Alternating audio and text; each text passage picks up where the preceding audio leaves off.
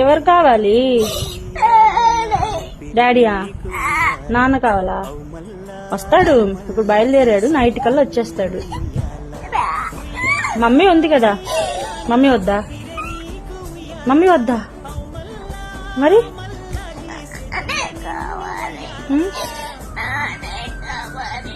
నాన్న కావాలా?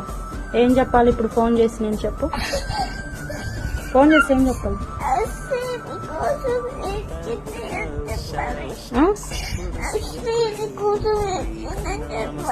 అశ్విని కోసం ఏడుస్తుంది అని చెప్పాలా ఇప్పుడు ఫోన్ చేసి?